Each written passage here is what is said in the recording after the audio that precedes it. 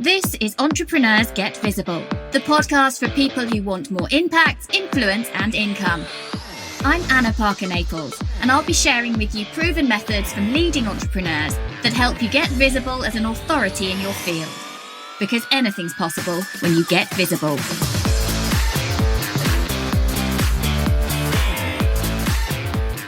Hello and welcome back to Entrepreneurs Get Visible, or if you're joining us for the first time ever, I hope you're going to enjoy this episode. We're talking today about how to build a brand that you can stand on.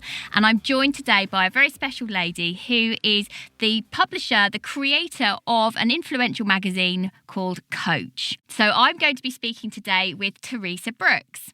But before we dive into that, I want to let you know about how you can further the brand that you are building. I am giving 10 lucky listeners the chance to be on my show by sharing their message, getting their voice on this show, talking about their business, what they're doing, and how this show has helped them in their business or in their lives or whatever it is that it's done for you. One of those people, one of you, could be on this show as a fully featured guest. So one of those 10 will win this opportunity. And I now have a global platform. So if you know you want to build your brand and make sure you stand on it, make sure you go to annaparkernaples.co.uk/get-featured or click the link in the show notes wherever you're listening today.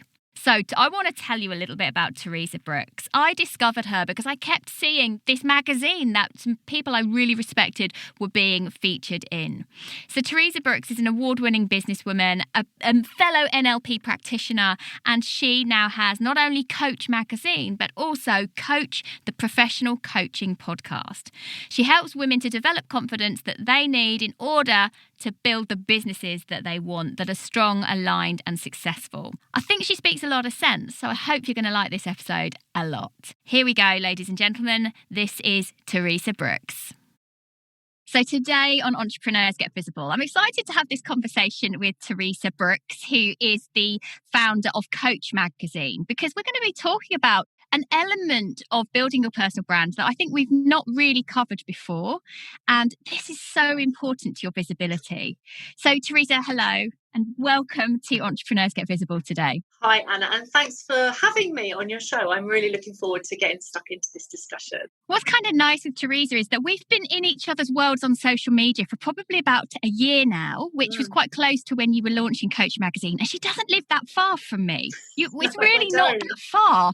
And originally, before lockdown, we did think about meeting for coffee. And again, we just diaries and times and things. And actually what I love about podcasts is that you can just go, I want to have this conversation and find out more about you, but we're going to do it recorded. So it's like the new coffee, isn't it? It's the new coffee. Let's record our conversation. So what we're talking about today really is about the foundations of building a personal brand, why you need to do that and what that then gives you. And the phrase that you mentioned to me off air. This must really annoy listeners, by the way. I'm always talking about the conversation I had before we hit record. No, they're really good ones as well, aren't they? Always the best. Maybe I need a new method where I'm recording without anyone knowing. Maybe not. You were talking about having a brand that your phrase was that you can stand on. Yeah. What does that mean? Okay, so what's interesting is a lot of people ask me the question, why did you start Coach magazine? What's it all about? And it really, as I was saying before we started officially this podcast, when I trained to be a coach and I came into the coaching space from my previous background, I looked around and it was busy. It was chaos. It was hectic. I was like, oh my goodness, look what is going on out here. And I had a very sort of corporate idea of how it would be. I thought everybody would be like me. Everybody would be trained. Everybody would do things a certain way. And the online space was a real wake up for me in how it was. And I was following certain people and I was kind of finding my feet and I was starting with my clients.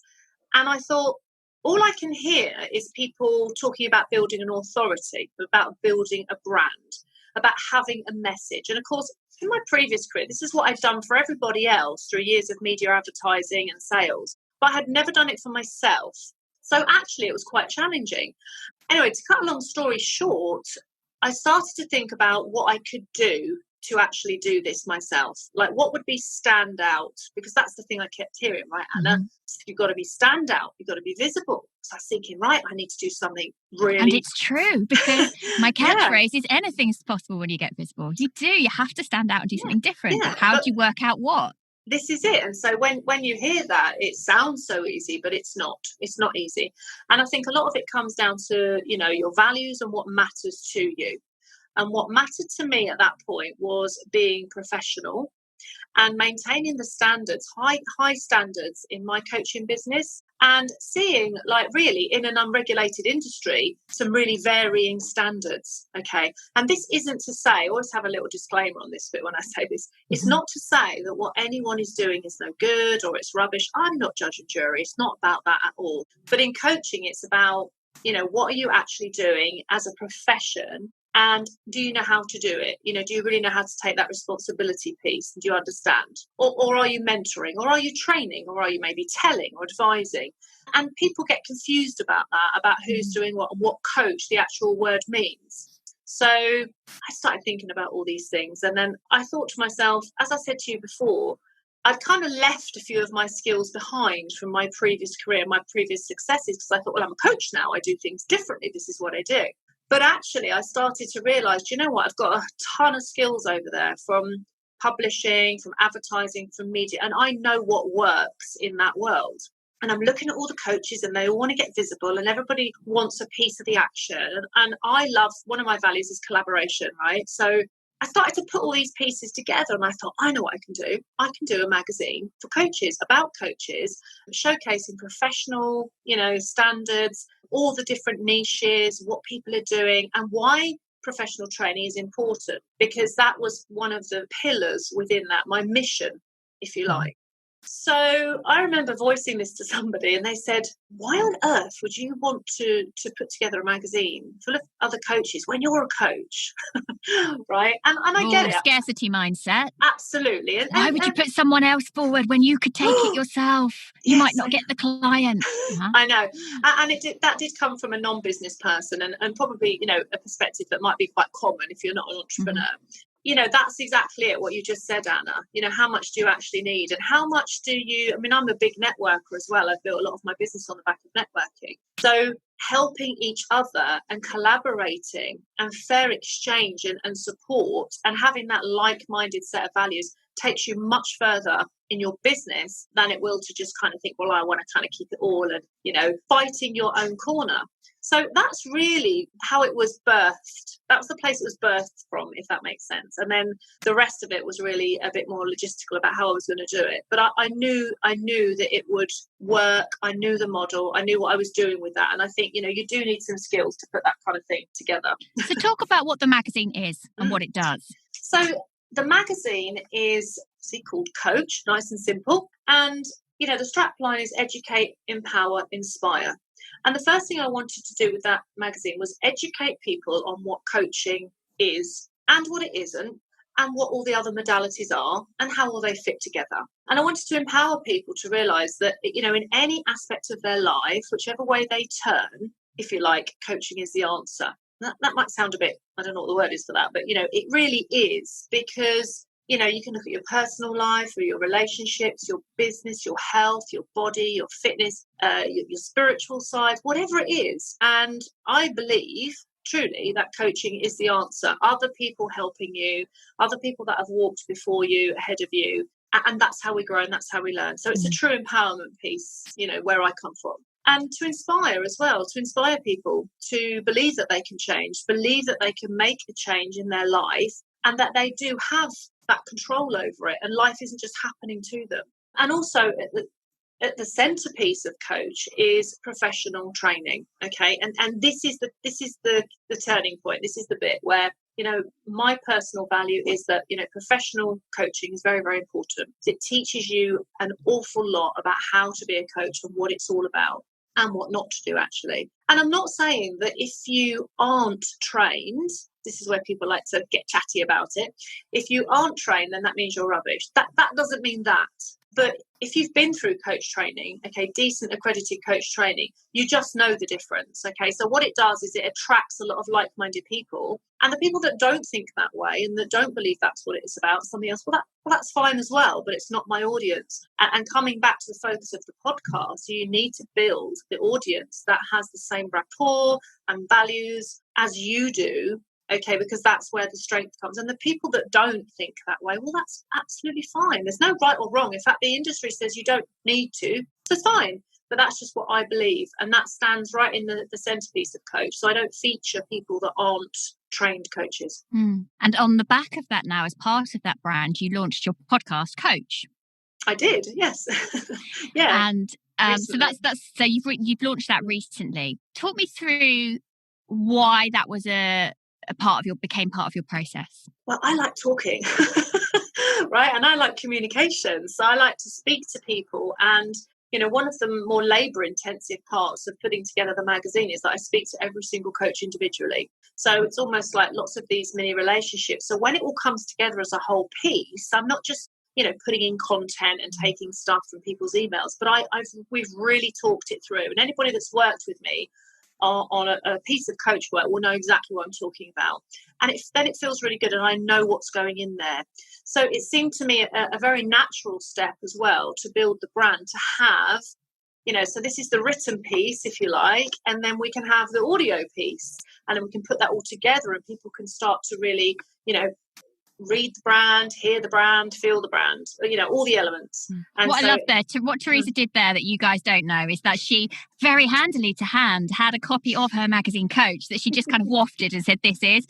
And on the front cover of the magazine is Fidel Bohill, who was a guest on the podcast. Oh, let's not give Fidel any more airtime. The modern man, looking very modern in his on his front cover debut. Shout out Fidel, there you go. Another little shout out for Teresa and Anna. So what have been the challenges in bringing together that magazine for an audience that wasn't being served with a magazine? Yeah, okay. So there are actually, of course, coaching magazines out there, if you have a Google, as I did my research. And what was actually quite funny, if I can just share this, is that there's a magazine out there called Six Figure Coach. I think it's American brand. It's not super well put together, but it's it's there and it's doing something, which is great. When I launched this, there was a few people, only a very small minority of people, that took a screenshot of the other magazine and they sent it to me, and they were like, oh, did you know that there's another magazine called Coach? And I was like, that is so interesting, isn't it? It's a little bit like the why would you do that question. And I was like, well, of course I know, because I've done my research. And actually, what's the problem with that? Because that's about six-figure coaches and going a certain direction. And this is not. So what looks the same is actually not the same. So it's the assumptions people make. But to be honest, I would say there hasn't been that many challenges as such, because I've created something there which I understood. And I knew the process already. I've done it before and I've won awards for a magazine before. So it's not really, that wasn't too challenging. I think it was balancing all the time. It's very labor intensive and wanting to do everything myself to make sure that it is right. And that pays off, because I think people feel that through the magazine. So the challenge, as many entrepreneurs, right, is always the juggle, the balance with the things that you create. I mean, I'm a big creator, so I like to create it. And then I've got an awful lot to manage. So it's thinking about where it logically fits in with my business, with the marketplace, and what I'm going to do to grow it, of course. But, not really challenges, because I'm so passionate about it that it is actually a pleasure. And what does it mean to you to get that magazine out there? Oh, it's like having another baby every quarter. Although some people might not think that's a great thing. Horrendous. but it's horrendous. But without it's the painful labour. It's that kind of birthing process of that creation. So it starts off with speaking to the new coaches and gathering the theme, choosing the right people. That is very, very important. Okay, which is why you can't pay to be in Coach magazine, because if I did it that way, and some magazines run that kind of model, it takes away any value, right, of being in there. And reputation for you. Yeah, and I can't sell to some people and not to others. You either buy in or you don't. So it's not like that. So it's all the selection process. It's the conversations. The conversations that I have during this process are so rich. They're so great. I've made so many good connections. And it really is bringing all that together and seeing it grow. And as the pages start to come together, and then I'll start planning the launch And what's lovely about it, Anna, is that everybody that's a part of it is excited as well. I've not got to G anybody up on this. Like, you either want to be in it I think that's because or of you don't. the quality feel and look to it. I think that's what Thank you've you. created. And but again, that's about building the foundations of a strong brand. You build a It's brand about the well. values, knowing People what. want to be associated with it. Yeah, and I'm very specific about design, and having worked in that marketplace, it's very important to me that it looks right. And my designer, I love him. I've known him for 20 years, and well, I don't know what he might say, but working together, we've got it nailed. But he knows it's got to be right. It has to be right, and I think that shows, like you just said, it's recognisable, and so that makes it worth it for me. Because I know if it's not quite on point, and I can't let it go if it's not quite right. One of the things that you really wanted to delve into today when we were talking about, what are we going to focus on in this, was this concept of building a strong brand foundation. And actually, you mentioned about personal brand as well. Tell me about that and your journey to building a personal brand. Yeah, now that's an interesting one, isn't it? Because my experience is in building other people's brands and helping them to sell their products and services. And I've been highly trained in that and really enjoyed it. And like I said before, I've never done that for myself. And then looking at the business brand and then looking at the personal brand and understanding that especially in today's online space, the personal brand and the business, it's all one. And we are exposed, aren't we, as entrepreneurs? We're visible. We've got this personal brand. But I've not done that before. So, what's the sensible thing to do? It's to look for the resources that help you to do that. So, I did a coach's program on building a personal brand, and I learned a lot from that. And it's really just finding your way and understanding, again, I mean, I sound like a broken record. It's just the values. If you work on your values and you come from your values, whether you're sharing personal content or business content, it doesn't matter. It's going to be aligned, So I'm quite passionate about leadership, for instance. So I like to lead myself, help others to be leaders. And so, when we find ourselves in the climate we have been, I've got some views on leadership. So whilst I might be talking about that on my personal pages, for instance, it's still aligned with who I am and what you might expect to find when you met me or spoke to me. So it's crafting it really and making sure that they fit together. And I started off with Teresa Brooks coaching, and coach was born out of that. And so then for a little while I was thinking, I've got these two things. I thought, my goodness, now I've got two businesses, and I was still building the one.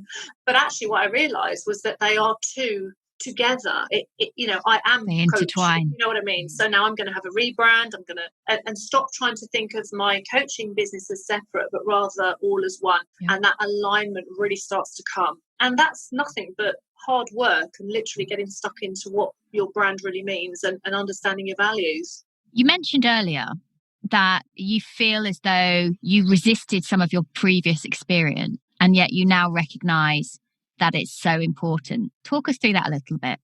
Yeah, and this is an interesting one actually, because if you make any changes in life or you retrain in something, like I did, for instance. So, I mean, I was in sort of, sales consultancy, media, advertising, publishing since I was like 23. It's all I've known. But I've always wanted to do something like this. And when I was originally thinking about it, the word that came up was, I'll be a consultant. And as I was researching it, I then found coaching, and it brought together all the elements of everything I love. And I was like, this is it. So, my background was also holistic training, also counselling. I'm a real people's person. I love to help. And all of that just felt beautiful. So once I'd done all the training, I was like, oh my goodness, why did I not do this years ago? And I did my NLP training. I perceived that I was a different beast now, that I was now a coach, and this is what I did. And I was coaching. And so when mentors and that I was working with would say, yeah, but look at all your skills. You definitely need to be teaching people how to sell, how to build a brand, how to do that. I was like, well, I don't know, because now I'm, and now I'm this. Yeah, now in I a have different this way. hat on. And I know I'm a business coach, but I don't really want to do it like that. And it sounds so obvious, but it was a real sort of block. And then it took a little while before I realised, and of course, other people that help you, because they kept, coming to me for the same things.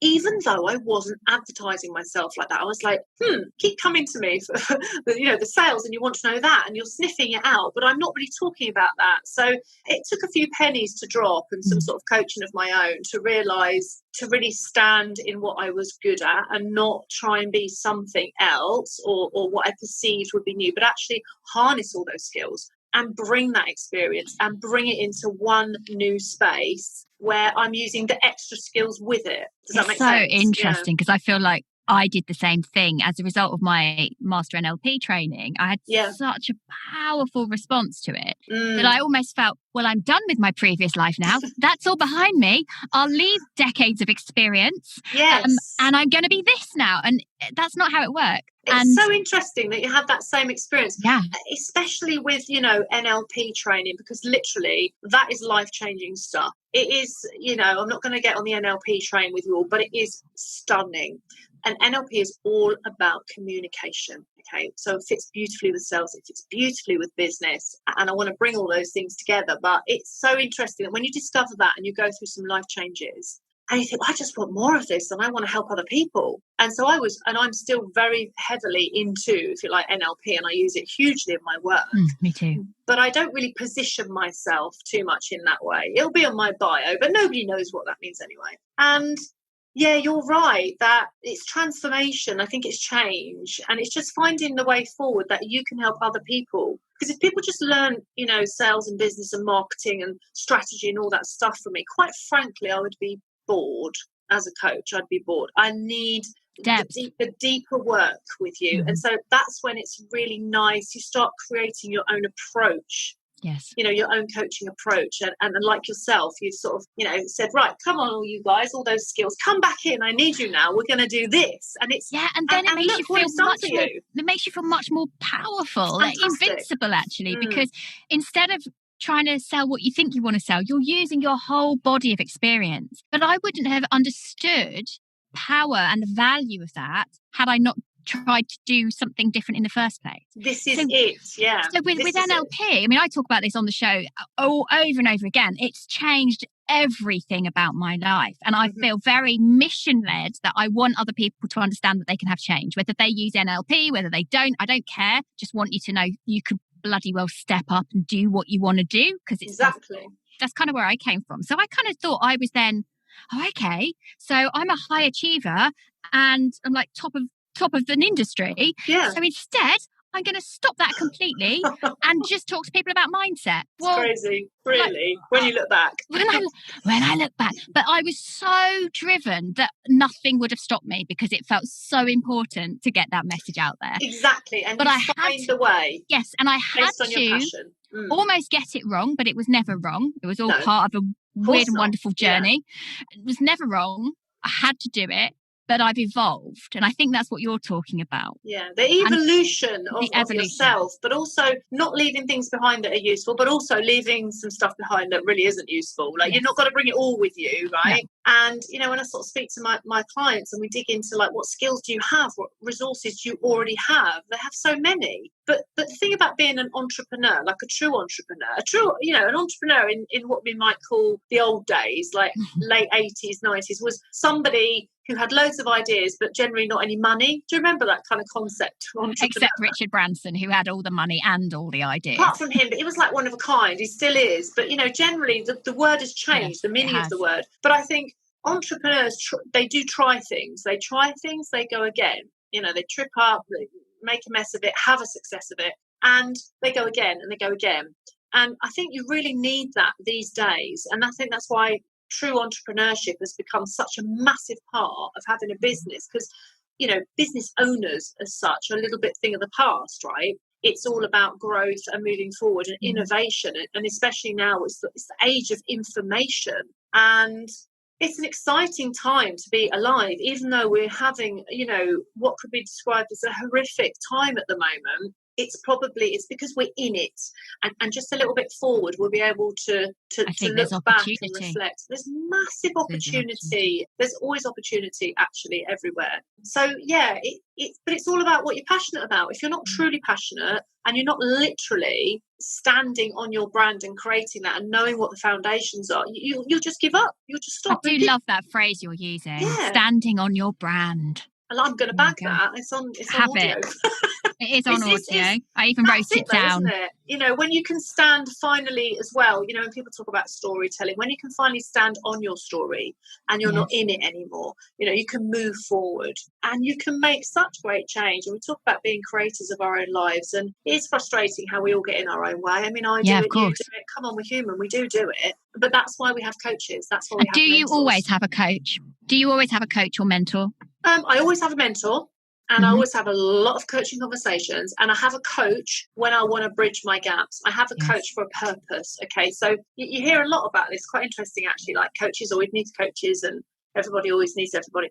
Not always, you don't, right? You need it for a purpose, for a period of time, and then you're on your way and you're doing it. And then the next time you want to, you know, make that change or dig a bit deeper, or any time that you feel you've kind of missed a beat or you're feeling that block, you need to get back on that coaching train and work with the right person. But a good mentor, a good consistent mentor, someone that you can go to always for, you know, reflection, and CPD comes into it as well, because that all helps. So, you know, I do a lot of that as well. I go back to my training modules continually. I do other stuff with the AC and the CPD. That all helps to support you. So yeah, I mean, come on, it's a wonderful thing, right? If I go into a new phase of coaching with somebody like I've just done now, I'm like really excited. It's like such a treat. I cannot wait. It's interesting. I mean, I generally have at least one business mentor at any time anyway. Yeah. And I think I've always been like that. But obviously, the more advanced you go into a business, the more money you're making, the higher level coach you can have. So you're going to accelerate your results because of the knowledge you have access to. But in terms of coaching, and there, you know, there is a crossover, so it's hard. But I tend to go for a coach for a specific purpose because I've noticed a block. There's something dragging me down or holding me back. And I've noticed that there's some patterns. Let's shift it. That's the difference for me. Yeah. So for someone then who is thinking like, I want to build this personal brand to stand on, what are the 3 ways that they might go about that? Do you know what, Anna? It's really, really easy. It's kind of like, it starts with your values, right? It starts with knowing who you are and what is important to you and why, and figuring that out. So like when I did my coach training, I did a lot of deep values work, and I still do. And it's just literally your linchpin of everything. So when you know what values you hold, they're like the core of you. And then you know what you stand for, and you know what's important, and you know what's not important. And then you can start thinking about, well, what can I build around this? You know, I've got my values. I want a business. What's the purpose of my business? What's the point? It's like you've got to know what you want, not just what the business is going to produce and how it's going to use to produce it. You've got to know what you want. So you've got to do some vision work really, and some purpose work, which will be driven from your values, which will, you know, come out of your values. And once you've established that, you know, you've got to have the passion in there as well. You've got to want to do it. Don't do it for anybody else. Don't do it because somebody thinks you'll do it or you should be good at it, or don't think, oh, I should be doing this by now. Forget all that stuff and go back to basics and figure out, you know, who you are, what's important to you, what you want for your actual life, and what your passion is, and how you could build those things together, what that vehicle of business might be that will help you to achieve that, and stick on the right track, and keep it simple. Don't get too complicated. You know, that's something that we do quite easily. So if anyone wants to find out more about you or coach, where should they go? So all the platforms apart from Twitter, basically. So Coach Magazine, Teresa Brooks Coaching. So I'm on Instagram as both accounts. I'm on Facebook as me, as Coach Magazine. I have a coach community that professional coaches can join, again on Facebook. I'm on LinkedIn, Teresa Brooks. And yeah, Twitter's the only one I don't really do, actually. So and apart from you're going to say, head over to the podcast, right? Because these podcast listeners are going to jump over there. I would love that. Yes, come and listen to me talk more on the podcast, and that's obviously on all the same platforms you'd expect it to be on. Well, thank you so much for joining us today, Teresa. It's been great. Take care. Lovely. Thank you for listening to Entrepreneurs Get Visible. To get your free checklist on how to raise your profile and to find out about our community, go to annaparkernaples.co.uk/get visible.